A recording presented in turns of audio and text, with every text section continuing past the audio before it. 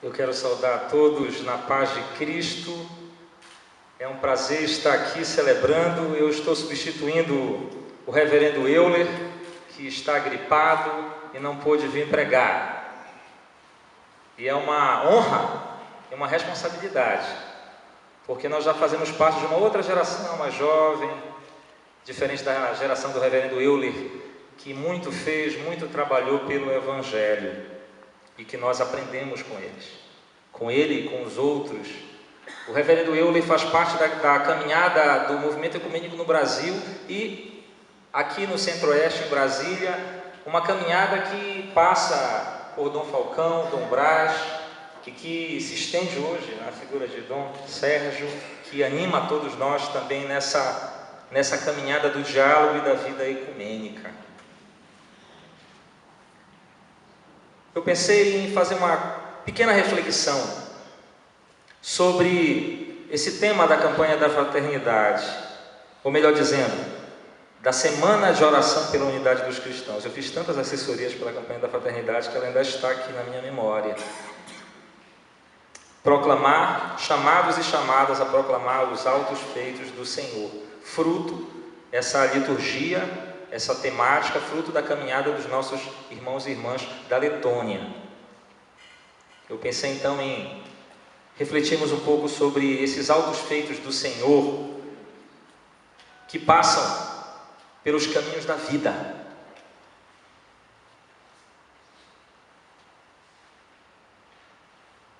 A possibilidade de nós celebrarmos hoje essa semana de oração, ela não começou agora, há alguns anos atrás. A semana de oração é uma caminhada que vem do início do século XX. Um longo caminho onde padres, pastores, leigos foram convivendo e tecendo um caminho de amizade, de oração, e que foi se avolumando e tomando corpo em outras expressões ecumênicas, grupos.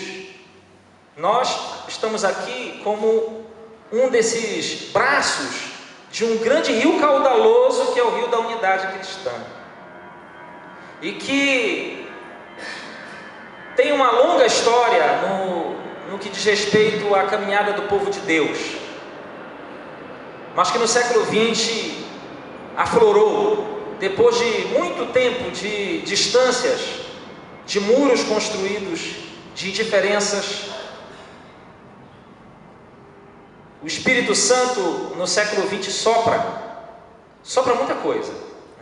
Tem um padre chamado Comblan que ele falava que o movimento carismático trouxe e colocou em pauta a teologia do Espírito. Os pentecostais também falam isso. Mas no século XX, o Espírito Santo traz o movimento ecumênico, anima os cristãos a perceberem essa divisão, essa chaga. Só que eu não quero começar por aqui. Eu quero começar pelo mais importante. Jesus nos encontra nos caminhos da vida, como os discípulos de Emaús, aonde os altos feitos do Senhor querem se fazer proclamar. Nos caminhos da vida. É na vida da gente. É na caminhada diária de cada um de nós. Nos sofrimentos, nas dores, nas decepções, nas angústias. É lá que se faz. Eu demorei para entender essas coisas, porque depois de muitos anos estudando teologia, eu achava que o Espírito Santo, que a ação de Deus, ela estava dentro da igreja. Que o Espírito Santo habitava apenas a calma e a estabilidade, e depois eu vim entender que ele não é somente estabilidade, ele é furacão, ele é vida, e ele está se revelando aonde está a vida. Não é só a vida espiritual no sentido da alma que ora, que busca, mas da alma que ora, que busca, mas que sofre, que padece, que luta, que chora, que sangra. É nos caminhos da vida que o Senhor vem nos encontrar. É nos caminhos da vida que o Senhor se achega. É nos caminhos da vida que os discípulos e discípulas são chamados a perceber a vontade, o querer, o desejo de Deus. Só porque nós somos discípulos do Senhor não quer dizer que nós não erramos. O Senhor mandou os discípulos para Jerusalém e eles foram para Emaús. Cristo orou lá em João 17 que fôssemos um, que tivéssemos amor, que tivéssemos respeito. E em toda a história dos cristãos é uma história de inquisição, é uma história de perseguições, é uma história de divisões, é uma história de mortes, de indiferenças. Nós vivemos totalmente o contrário do mandato do Senhor. A tal ponto que um teólogo disse que esperávamos o reino e veio a igreja. O certo é que o povo de Deus, a igreja de Cristo, santa, eleita, essa igreja é chamada a viver a unidade. Então, nos caminhos do povo de Deus, em meio à Segunda Guerra, a Primeira Guerra, a Segunda Guerra, a pobreza, aí você tem uma Chiara, aí você tem um padre Roger, pastor Roger, reformado, lá com os irmãos de Tezê, aí você tem movimentos brotando, dizendo, não podemos ficar indiferentes, não podemos virar as costas para o mundo, juntos somos mais. A primeira coisa é essa: os autos feitos do Senhor são proclamados na vida de cada um de nós. É na minha vida, nos meus sofrimentos, nas minhas dúvidas da fé, nos meus temores, nos pecados, nos erros, nas imundícies. É lá que está o sagrado. Deus está lá conosco. É lá que Ele revela a sua face amorosa, misericordiosa. Essa face que está nos grandes místicos. É lá que está revelando. Temos que descobrir que o Senhor revela esses autos feitos na nossa vida, para nos fazer o quê?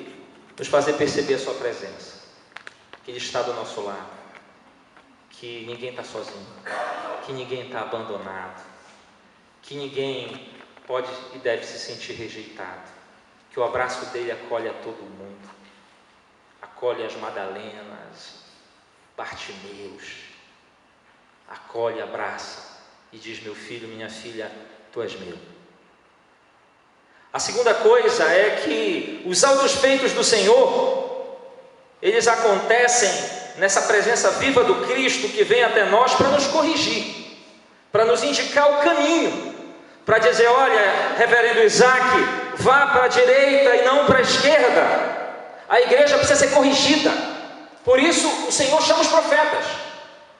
É muito interessante que na tradição protestante histórica, o pastor Alberto está aqui, Magda também, pode nos lembrar, estou vendo ali o presbítero Kelson, nós chamamos para os seminários de casa de profetas. É interessante, né? Os seminários são chamados de casas de profetas, né? Mesmo que os seminários atualmente evangélicos e alguns protestantes estão formando profissionais, especialistas, mestres e doutores na religião e não na profecia. O Senhor então vem nos corrigir. Eu lembro que há uma questão muito forte. Quando eu conheci a caminhada ecumênica, a primeira grande questão que me ocorreu, teológica e eclesial, foi: é possível ser um cristão sem ser presbiteriano? É possível ser um cristão sem ser católico romano? É possível ser um cristão sem ser da Assembleia de Deus? Essa foi a primeira grande questão.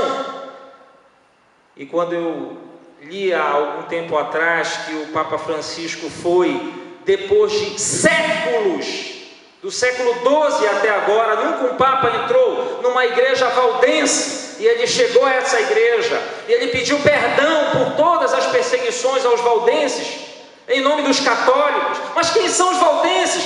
Eles não são nada, eles são 45 mil, é um grupo minoritário, que importância isso tem? Aí a gente começa a perceber que o Senhor nos quer corrigir, porque Ele se revela no outro. Eu não posso, é impossível um católico romano sozinho dar conta de toda a sua espiritualidade, viver a sua fé, sem uma relação com os outros. Porque Deus não deu todos os dons para a igreja católica. Porque o oceano não cabe no copo. Porque o oceano não pode caber na minha tigela. É impossível. A igreja é o povo de Deus, é muito mais.